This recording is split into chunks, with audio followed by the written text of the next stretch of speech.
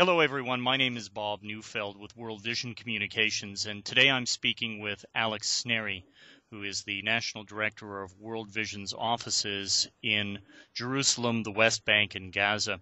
Alex, thank you very much for joining us. And my first question would be, can you give us some kind of an update on the situation involving children in Gaza as this conflict enters its next phase? Yesterday we had a lull in the fighting, so I was able to go in and to be able to meet with some of our sponsored children and some of the children who have been involved in our program. All of North Gaza ADP children have had to evacuate their homes, and they're currently living in the UN UNRWA schools. So life as a refugee is not good anywhere in the world. But life when you're faced with constant bombardment as a refugee is particularly terrifying. I spoke with a group of kids, and they were a group of sort of 7-year-old girls, and I said, "Are you afraid when the planes come over and when you see the planes?" And they said, "Yes, it's scary." And they said, "The F-16 when it comes and when the red light goes on, that's when you know it's about to fire the missile, and that's when you have to hide." And that's the scariest part. Obviously, children are going through tremendous psychosocial trauma, and the United Nations has estimated that somewhere in the neighborhood of 25,000 kids will probably need some sort of psychosocial support as a result of this conflict. What other kinds of examples can you give us? I know you saw other children while you were in Gaza on Thursday. Can you tell us some of their stories? Yeah, you have to remember that this is the third cycle in 6 years of this kind of violence.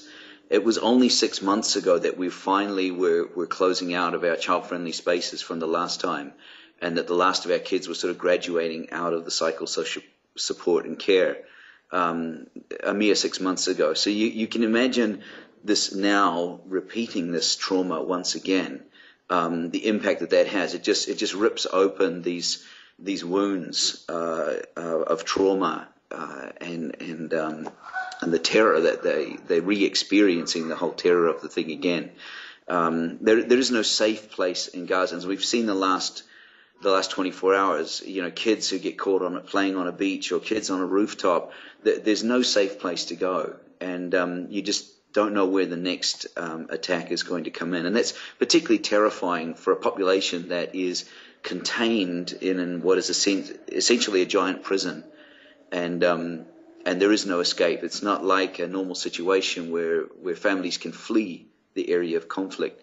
Here, children are trapped in this ongoing nightmare. So given that, what do families need most of all in the immediate period going forward? The first problem I have is that services are rapidly deteriorating. So water, sanitation, electricity, these services are starting to fail more and more. Food supplies, while there is food to be had in Gaza, when families are trapped and they can't go out and procure food, access becomes a major difficulty. Families are running out of money. Many people in Gaza are daily wage earners. They don't carry a lot of cash. They don't have resources to cash. So we found that families were really struggling. Yesterday they got a chance briefly to go out, but in another day or two, this is going to be an increasing problem once again.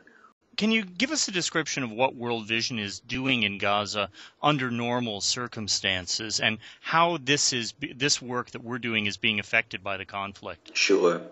Normally, as I said, we have focused heavily on psychosocial support in the past. The other big sector for us is working in agriculture, helping farmers, helping fishermen with livelihoods, and unfortunately, it looks like there's extensive damage once again to greenhouses and agricultural land. Fishing boats have been affected. So these are sectors, again, these are people that were vulnerable before the last week and were struggling before the last week. And now you can imagine what resources they have and what assets they have been further damaged. So this is going to be a major problem once again for them once the shooting stops. And what will World Vision's role be once the shooting stops? There is a private hospital that is in our northern ADP area. It's a good hospital, but they are absolutely flooded, overwhelmed. They're running out of all the critical supplies and that. So we've been working to get more of their consumables into the hospital and get supplies into them. In addition to that, we're prepared once again to reactivate and extend our 12 child-friendly spaces with the psychosocial support teams. And that can be done relatively quickly within about 48 hours of the end of the fighting. And they'll start intaking new kids for that program. We'll do once again the psychological first aid for parents, how to deal initially with your children when they're highly stressed and traumatized. And last time there were thousands of parents that we gave that training to, and obviously there's going to be a need to repeat that. We'll also be working with some small-scale food distributions for families that have lost their homes.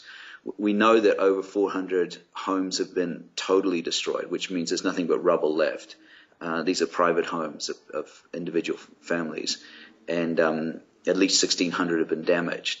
So for many families, they're going to struggle. Their assets are gone, and they're destitute now. So they'll be needing some ongoing food support, which we'll work with the UN agencies on. Beyond that, we'll have to look at how we, with the whole question of the build back. Do we once again build back again? How do we help the farmers? How do we help the fishermen once again to get their lives reestablished? So is there a long-term solution possible at this stage? We've heard so many talks of durable and permanent ceasefires. In your mind, based on your experience, is such a thing feasible? Yeah, that's the million-dollar question, I guess. All things are possible. The solutions here are not that complex. What make it complex is the political machinations. With the right political leadership on both sides, it is possible to come up with a long-term solution, a just peace, one that accepts that there are two peoples living in this area and neither one of them are going anywhere. And it is time to start dealing with that reality and to start and to stop these political agendas that seek to deny that reality. So yes, it is possible.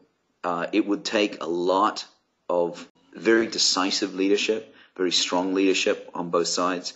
The agendas that believe that this land can eventually be occupied by only one side or the other, those agendas need to be recognized for what they are, and it's time to put them aside.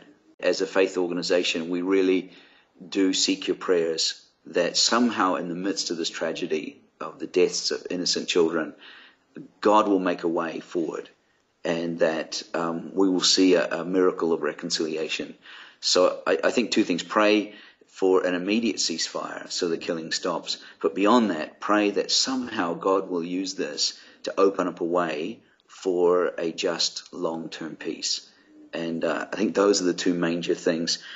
Obviously, also please continue to pray for our staff and our children on the ground, for their safety and security as well at this time. Alex, thank you very much for this. Thanks, Bob.